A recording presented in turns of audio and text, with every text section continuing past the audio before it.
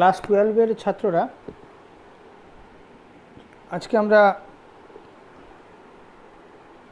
জৈব প্রযুক্তি এবং তার প্রয়োগ চ্যাপ্টারের ফার্স্ট ভিডিওটা আমরা শুরু করব। যেটা আমরা শুরু করব রিকম্বিনেন্ট ডিএনএ টেকনোলজি, এটা দিয়ে।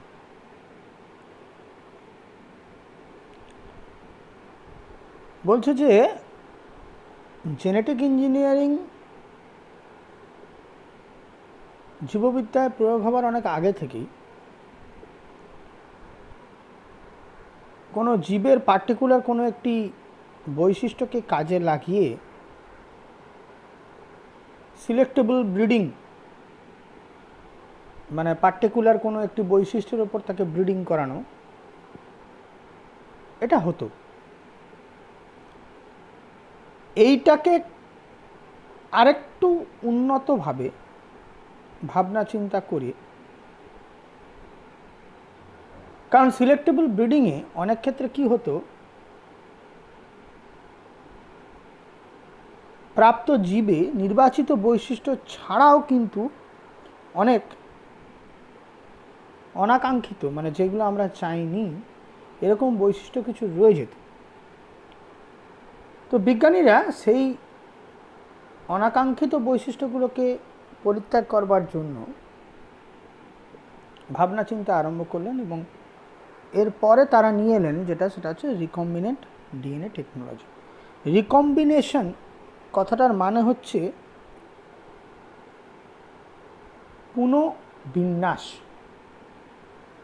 কিসের পুনঃবিন্যাস?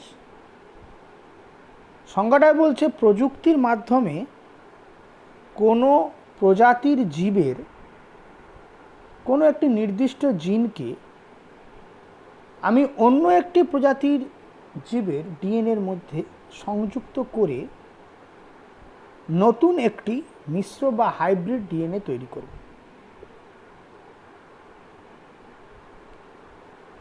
তার মানে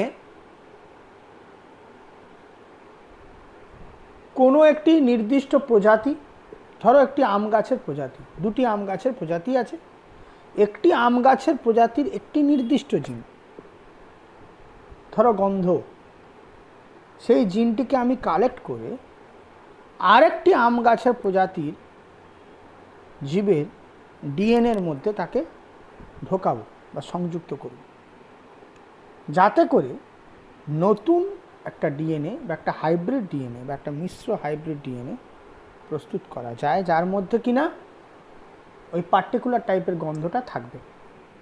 এটাকেই আমরা বলছি রিকম্বিনেন্ট ডিএনএ টেকনোলজি।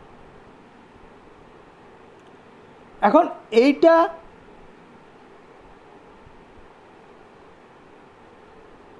ধরো কোনো জিনকে শুধুমাত্র তো প্রবেশ করিয়ে দিলেই হবে না। ধরো ইনসুলিনের জিন, আমি এটাকে অন্য কোনো একটা জীবের দেহে প্রবেশ করালাম, কিন্তু শুধু প্রবেশ করে দিলে তো হবে না। জিনটা যতক্ষণ না ওই জীবের জিনোমের অন্তর্ভুক্ত হয় ততক্ষণ পর্যন্ত সেই জিনটা তো বিভাজিত হতে পারছে না এবং তার কোনো বাহ্যিক প্রকাশও ঘটছে না। তাহলে ওই জিনটাকে নির্দিষ্ট প্রক্রিয়ার মাধ্যমে যে জীবের মধ্যে আমি তাকে প্রবেশ করিয়েছি তার জিনোমের মধ্যে তাকে ঢোকাতে হবে, ঠিক আছে? এবার সেটা কি করে করব? সেটার জন্য আমাকে আবার কিছু পোষক কোষ বা হোস্ট সেল আমাকে নিতে হবে, যেগুলো অধিকাংশ ক্ষেত্রে ব্যাকটেরিয়ার প্লাজমিডকে ব্যবহার করা হয়। সেটা আমি পরবর্তীকালে অংশে আসছি। পোষক বা হোস্ট সেল আমাকে ব্যবহার করতে হবে। সেই পোষক বা হোস্ট সেল যখন রিপ্রোডাকশন করবে বা জনন করবে, তখন বারবার ওই ইনসুলিন তৈরি করার জিনটি সে তৈরি করতে পারবে। এখন এই রিকম্বিনেন্ট ডিএনএ টেকনোলজি করতে গেলে আমার প্রয়োজনীয় কী কী উপকরণ লাগবে তার মধ্যে সবার আগে আছে যেটা সবথেকে গুরুত্বপূর্ণ, সেটা হচ্ছে রেস্ট্রিকশন এন্ডোনিউক্লিয়েজ বা রেস্ট্রিকশন উৎসেচক। এই রেস্ট্রিকশন উৎসেচকের নামটা এরকম রেস্ট্রিকশন উৎসেচক হলো কেন? কারণ এই দ্বিতন্ত্রী ডিএনএর ওপর একটি নির্দিষ্ট জায়গায় রেস্ট্রিক্ট সাইটে গিয়ে এই নিউক্লিওটাইড সজ্জার ভিতরে বা কাছাকাছি কোনো একটি অংশ এটাকে কেটে ফেলতে সক্ষম। অ্যাকচুয়ালি আমরা তো যখন পার্টিকুলার একটা জিনকে আমি রিকম্বিনেশনের জন্য ব্যবহার করব, তখন আগে সেই জিনটাকে তো আমাকে কেটে বের করতে হবে। আমার হাতে তো আর কাঁচি নেই, তাহলে আমাকে এই এনজাইম ব্যবহার করতে হবে, যেই এনজাইম কিনা দ্বিতন্ত্রী ডিএনএর একটি নির্দিষ্ট সজ্জার কাছে বা তার কাছাকাছি অঞ্চলে গিয়ে সেই ডিএনএ নিউক্লিওটাইড সজ্জাটিকে কাটতে সক্ষম। তাকে আমরা বলছি রেস্ট্রিকশন উৎসেচক। এই রেস্ট্রিকশন উৎসেচক মূলত দু রকমের হয়, একটা হচ্ছে এন্ডোনিউক্লিয়েজ, একটা হচ্ছে এক্সোনিউক্লিয়েজ। যে সমস্ত রেস্ট্রিকশন উৎসেচক প্রান্তের দিকে অর্থাৎ 3' প্রান্ত বা 5' প্রান্তের দিকে নিউক্লিওটাইড সজ্জাকে কাটতে পারে তাকে আমরা বলছি এক্সোনিউক্লিয়েজ। এবং যে সমস্ত উৎসেচক যারা ডিএনএ সজ্জার ভিতরের দিকে নিউক্লিওটাইড সজ্জাকে কাটতে পারে তাদেরকে আমরা বলছি এন্ডোনিউক্লিয়েজ। এখন এই রেস্ট্রিকশন উৎসেচককে তার রেকগনিশন সাইট অর্থাৎ শনাক্তকরণ সজ্জা এইটা তো চিনতে হবে, কারণ সেই নিকটবর্তী বা সেই নিউক্লিওটাইড বিন্যাসটিকে সে যদি শনাক্ত করতে না পারে তাহলে তার কাছাকাছি বা সেই অংশটিকে সে কাটতে পারবে না। তাহলে যে পার্টিকুলার নিউক্লিওটাইড সজ্জাটিকে রেস্ট্রিকশন উৎসেচক চিনতে পারে সেই অংশটিকে বলা হয় তার শনাক্তকরণ সজ্জা। আমরা একটি ব্যাকটেরিয়ার 230টি ব্যাকটেরিয়া স্ট্রেন থেকে প্রায় 900 রকমের রেস্ট্রিকশন উৎসেচক আমরা আলাদা করতে পেরেছি। এখন এই রেস্ট্রিকশন উৎসেচককে আমরা প্রধানত তার কাজের ওপর ভিত্তি করে 3টে ভাগে ভাগ করতে পারি। একটা হচ্ছে টাইপ 1, এটা একটু জটিল ধরনের উৎসেচক, যার রেকগনিশন সাইটটা হচ্ছে 13 থেকে 17 বেস পেয়ার সমন্বিত এবং রেকগনিশন সাইটের 1000 বেস পেয়ার দূরে এটা নিউক্লিওটাইড সজ্জাকে কাটতে পারে। ম্যাগনেসিয়াম আয়ন, এটিপি এবং এস অ্যাডিনোসাইল মিথিওনিন কোফ্যাক্টর হিসেবে এখানে কাজ করে। উদাহরণ হচ্ছে ইকো বি, ইকো কে। এখানে ইকো কথাটার মানে হচ্ছে ই ফর এস্টেরেসিয়া, সিও ফর কোলাই। এস্টেরেসিয়া কোলাই এর দুটো টাইপের রেস্ট্রিকশন এন্ডোনিউক্লিয়েজের কথা এখানে বলা হয়েছে, ইকো বি এবং ইকো কে। টাইপ 2 এটা একটু সরল প্রকৃতির, যেখানে 4 থেকে 8টি বেস পেয়ার দৈর্ঘ্য নিউক্লিওটাইডকে এটা রেকগনিশন করতে পারে। প্রায় 350 রকমের টাইপ 2 উৎসেচক পাওয়া যায়, যেটা কিনা 100 রকমের শনাক্তকরণ সজ্জার উপর কাজ করতে পারে। আচ্ছা, এই রেস্ট্রিকশন শনাক্তকরণ সজ্জাগুলো এগুলো যে কোনো বইয়ে তোমরা প্রত্যেকটা রেস্ট্রিকশন এন্ডোনিউক্লিয়েজের যে পার্টিকুলার শনাক্তকরণ সজ্জা যে কোনো বইয়ে তোমরা দেখতে পেয়ে যাবে। শনাক্তকরণ সজ্জাগুলোকে দেখে নেবে। এখানে ম্যাগনেসিয়াম আয়ন কোফ্যাক্টর হিসেবে কাজ করে। এদের এখানে শনাক্তকরণ সজ্জায় প্যালিন্ড্রোম উইথ রোটেশনাল সিমেট্রি দেখতে পাওয়া যায়। দেখো আমি ছবিটা ভিডিওতে দিয়েছি। প্যালিন্ড্রোম কাকে বলে? প্যালিন্ড্রোম কথার অর্থ হচ্ছে যখন কোনো নিউক্লিওটাইড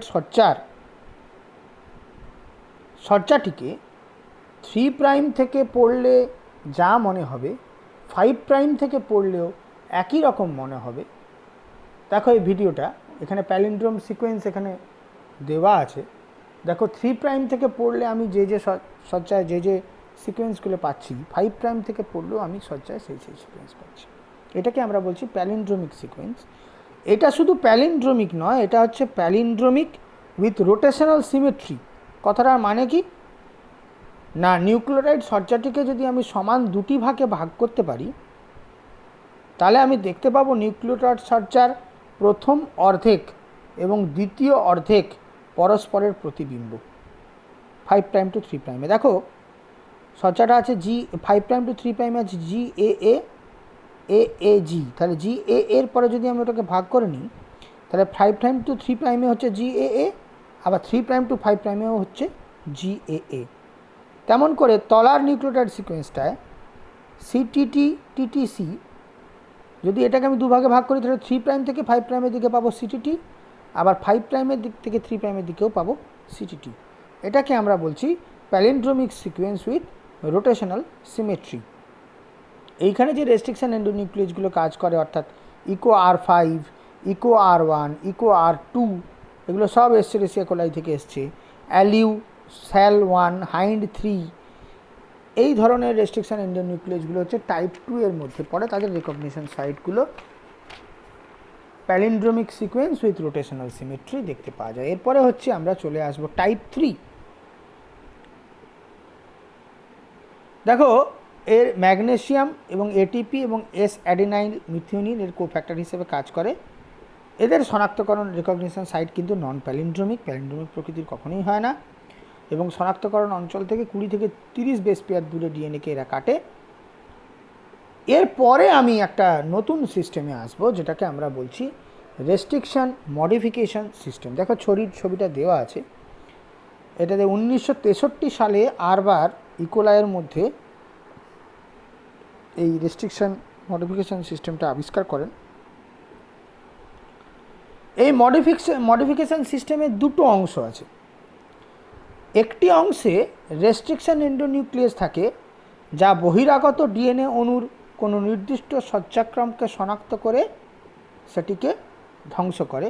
এর ফলে বহিরাগত ডিএনএর প্রভাব থেকে এই উৎসেচক নিজের কোষকে রক্ষা করে।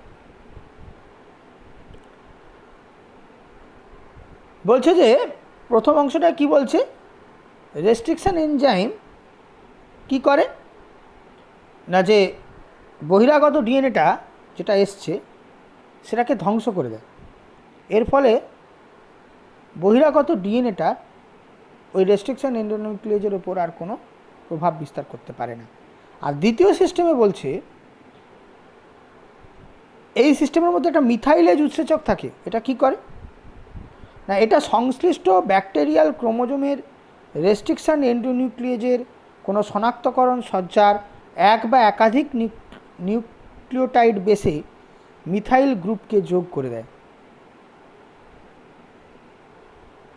যার ফলে কি হবে, দেখো কোনো রেস্ট্রিকশন এন্ডোনিউক্লিয়েজকে যদি আমি যোগ করি তাহলে সে তো নিজের যে ব্যাকটেরিয়া থেকে তাকে আমরা কালেক্ট করছি সেই ব্যাকটেরিয়াকে তো কাটিং করে দিতে পারে, তাহলে তো সেই ব্যাকটেরিয়ার ডিএনএটাই নষ্ট হয়ে যাবে,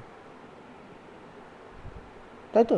তাহলে সেই নিজের ব্যাকটেরিয়ার ডিএনএটা যাতে নষ্ট না হয়, তাহলে তার সেই ব্যাকটেরিয়ার ডিএনএর ওপর তার যে রেকগনিশন সাইটগুলো আছে, সেই রেস্ট্রিকশন এন্ডোনিউক্লিয়েজের রেকগনিশন সাইটগুলো আছে, ধরো ইকো R1, তাহলে ইকো R1 তো এস্টেরেসিয়া কোলাই থেকে নেওয়া হয়েছে। তাহলে ইকো R1 যখন এস্টেরেসিয়া কোলাইয়ের মধ্যে ছিল তখন এস্টেরেসিয়া কোলাইয়ের যে ডিএনএগুলো ছিল সেগুলোকে তো কেটে দিতে পারত। তাহলে সেগুলোকে যাতে না কাটতে পারে তাদের রেকগনিশন সাইটে মিথাইলেশন করে তাদেরকে চিহ্নিত করে দেওয়া হয় যে তুমি এগুলোকে কেটো না, যার ফলে এটা নষ্ট না হয়। তাহলে মার্কিংয়ের জন্য মিথাইলেশন ব্যবহার করা হয়। তাহলে এক হচ্ছে যে আগত যে ডিএনএ সেটাকে কাটবে, সেটাই তো রেস্ট্রিকশন এন্ডোনিউক্লিয়েজের কাজ। সেটাকে না কাটলে তো ব্যাকটেরিয়ার প্লাজমিডের মধ্যে যুক্ত হতে পারবে না, সেটাও যেমন কাটবে, আবার নিজের ডিএনএ যাতে না কাটা হয়ে যায় সেটাকেও আটকাবে। দুটো কাজ করবে রেস্ট্রিকশন মডিফিকেশান সিস্টেম। এই কাটাটা এই যে রেস্ট্রিকশন এন্ডোনিউক্লিয়েজ কাটবে, ক্লিভেজ করবে, এই ক্লিভেজ দু রকমের হবে। একটাকে বলা হচ্ছে ব্লান্ট এন্ড, একটাকে বলা হচ্ছে স্ট্যাগার্ড এন্ড। দেখো দুটো ছবি আমি দেবো। প্রথমে আমি বলবো ব্লান্ট এন্ড, যেখানে কাটিংটা পুরোপুরি সোজা, ছুরি দিয়ে কেক কাটার মতো। মানে উপরের স্ট্র্যান্ডে যদি 4টে নিউক্লিওটাইড পরে আমি কাটি, তাহলে নিচের স্ট্র্যান্ডেও আমি 4টে নিউক্লিওটাইড পরেই কাটবো, তাহলে কাটিংটা সমান সমান হলো। দেখো যে ছবিটা ভিডিওতে দেওয়া আছে, দেখো সেখানে ব্লান্ট এন্ডের ছবিটা দেখো তোমরা, দেখতে পাচ্ছ সোজাসুজি আমরা কেটেছি, এটাকে আমরা বলছি ব্লান্ট এন্ড। এর প্রান্তে আঠালো অংশের সৃষ্টি হয় না, এটাকে স্টিকি এন্ড বা আঠালো প্রান্তের অংশের সৃষ্টি হয় না, এটাকে আমরা বলছি ব্লান্ট এন্ড। আর স্ট্যাগার্ড এন্ড, দেখো স্ট্যাগার্ড এন্ডের ছবিটা দেখো, একটু সিঁড়ির ধাপের মতো করে কাটা, মানে উপরের স্ট্যান্ডে যদি আমি 2টো নিউক্লিওটাইড পরে কাটি, তাহলে স্বাভাবিকভাবে নিচের স্ট্যান্ডে আমি 5টা নিউক্লিওটাইড পরে কাটছি, তাহলে আবার পাশের অংশটার উপরের স্ট্যান্ডে 5টা নিউক্লিওটাইড, 3টে নিউক্লিওটাইড বেশি, নিচের স্ট্যান্ডে 3টে নিউক্লিওটাইড কম, যাতে করে খাঁজে খাঁজে খাঁজ সৃষ্টি হচ্ছে, একটা খাঁজে খাঁজে যুক্ত হতে যাতে সুবিধা হয়। ছবিটা দেখলেই বুঝতে পারবে, এটাকে বলা হয় স্ট্যাগার্ড এন্ড। এর যে এক্সট্রা যে অংশগুলো আছে, ধরো প্রথম স্ট্যান্ডে যে উপরে যে 3টে নিউক্লিওটাইড বেরিয়ে আছে, বা নিচের স্ট্যান্ডে তলায় যে 3টে নিউক্লিওটাইড বেশি আছে, সেগুলো চট করে আরেকটা করে নিউক্লিওটাইড সিনথেসিস করে যুক্ত হয়ে যেতে পারবে, এটাকে স্টিকি এন্ড বলা হয়। এইটাকে বলা হয় স্ট্যাগার্ড কাট, ঠিক আছে। তাহলে এই 2 রকমের কাটিং আমরা রেস্ট্রিকশন এন্ডোনিউক্লিয়েজের মধ্যে দেখতে পারি। এই দুটো কাটিং বলে আমরা এই ভিডিওটা আজকে শেষ করলাম। আমরা পরের ভিডিওটায় পরের অংশটা